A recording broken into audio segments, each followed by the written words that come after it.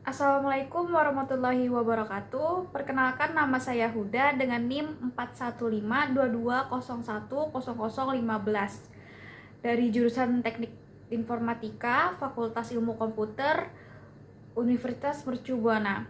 Di sini saya akan menjelaskan mengenai ERD dan SKL dari klinik kesehatan. Klinik kesehatannya saya beri nama Klinik Huda. Pertama-tama saya akan menjelaskan mengenai ERD terlebih dahulu. Di ERD saya terdapat 4 entitas, yaitu ada pendaftaran pasien, rekam medis, pengambilan obat, dan pembayaran. Di pendaftaran pasien terdapat 9 atribut, yaitu ada total pasien dengan tipe data integer panjangnya 11, keluhan penyakit tipe datanya VACAR dengan panjang 20, nama pasien tipe datanya VACAR dan panjang 20, alamat pasien dengan tipe data tiny text atau teks. Kemudian tanggal pendaftaran dengan tipe data DATE, jenis kelamin, tipe datanya VACAR dengan panjang 10, tanggal lahir, tipe datanya DATE, umur, tipe datanya integer dengan panjang 11, ID pasien, tipe datanya integer dengan panjang 11.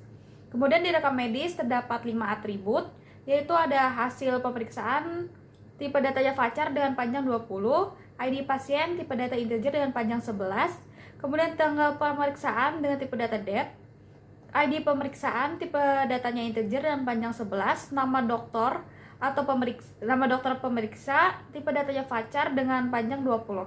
Kemudian di pengambilan obat terdapat 7 atribut, ID pengambilan obat tipe datanya integer dan panjang 11, data pengambil tipe datanya integer dan panjang 11, harga obat tipe data integer dan panjang 11, total obat tipe datanya integer dan panjang 11, dosis obat tipe datanya VACAR dengan panjang 200, nama obat tipe datanya VACAR dengan panjang 200, tanggal pengambilan tipe datanya DATE. Maaf, ini ketinggalan. Kemudian di pembayaran ada 4 atribut, yaitu ada tanggal pembayaran tipe datanya DATE, kemudian total bayar tipe data integer dan panjang 11, ID pembayaran tipe datanya integer panjangnya 11, data pengambilan obat tipe datanya integer dan panjang 11. Kemudian di sini saya akan menjelaskan relasi antara entitas, yaitu di sini yang pertama ada pendaftaran pasien. Pendaftaran pasien mendapatkan rekam medis.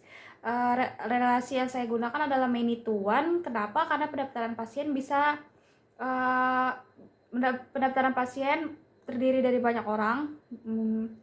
Dan yang didapatkan cuma 1 rekam medis, karena setiap pasien pasti mendapatkan rekam medis yang berbeda-beda, jadi many to one.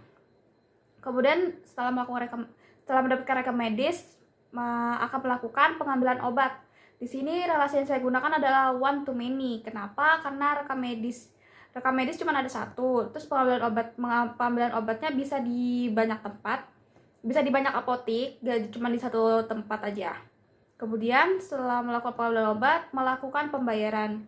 Melakukan pembayaran juga saya memilih relasinya one to many. Kenapa? Karena kita dapat melakukan pembayaran ke banyak apoteker, nggak ke 1 apoteker aja, begitu. Selanjutnya saya akan menjelaskan mengenai SQL ya.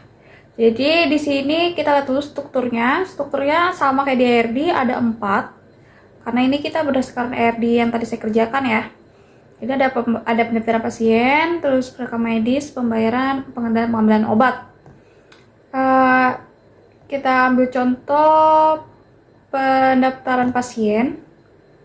Di pendaftaran pasien udah saya input ya, jadi ID pasiennya ini auto increment. Ada nama pasiennya Huda dan sebagainya. Udah saya input.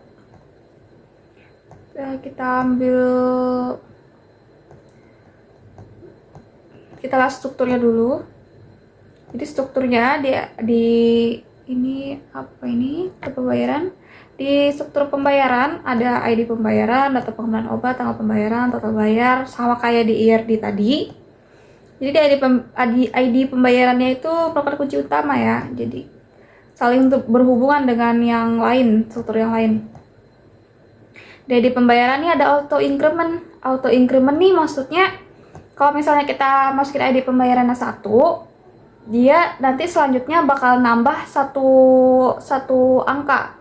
Misalnya ID pembayaran yang pertama kita inputnya 1, jadi selanjutnya tuh 1 tambah 1, 2, 2 tambah 1, 3, 3 tambah 1, 4. Ya, jadi berurutan begitu. Kita langsung saja ke penjelasan SQL-nya ya, SQL laporan. Kita membuat laporannya sesuai perintah yang yang masih dikerjakan. Jadi perintah yang pertama itu disuruh untuk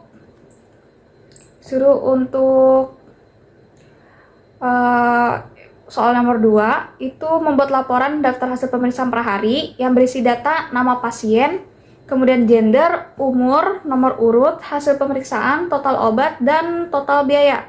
Kemudian yang kedua ada laporan rekap pemeriksaan harian yang berisi data tanggal, total pasien, dan total pembayaran. Di sini sudah saya save query-nya, udah auto save. Jadi langsung saya jelaskan aja ya. Pertama kita pilih dari pendaftaran pasien. Itu dari entitas pendaftaran pasien kita cari yang entitasnya nama pasien karena kita mau ngeluarin nama pasiennya. Kita liatin dulu outputnya. Nih, jadi ada muncul nih nama pasiennya di sini. Terus selanjutnya juga nih nama pasien, terus pendaftaran pasien, entitasnya kita cari atribut jenis kelamin, keluar di sini. Pendaftaran pasien, umur, kemudian ID pasien, hasil pemeriksaan ada di rekam medis, berarti kita selectnya entitas rekam medis, kemudian cari atribut hasil pemeriksaan, maka keluar di sini. Kemudian di pengambilan obat kita cari di entitas pengambilan obat, cari atribut nama obat, jadi muncul di sini. Kemudian dosis obat dan total obat, total bayar. Kemudian ada tanggal pembayarannya juga. Nah, selanjutnya dari pendaftaran pasien itu masuk ke rekam medis. Dan entitas rekam medis, atribut ID pasien itu sama dengan pendaftaran pasien, entitas pendaftaran pasien dengan atribut ID pasien. Jadi mereka tuh sama. Misalnya di ID pasien di sini, ini kan ID pasiennya 125. Berarti ID pasien di pendaftaran pasien itu juga 125 begitu. Kemudian masuk lagi ke pengambilan obat, ke entitas pengambilan obat itu atribut data pengambil itu sama dengan atribut ID pemeriksaan di entitas rekam medis. Misalnya data pengambil di sini data pengambil ID pemeriksaan kita lihat deh, ID pengambilan obat data pengambil. Di sini data pengambilnya 323. Kita lihat lagi, maaf. 323, kita ingat ya. 323 di rekam medis ID pemeriksaan.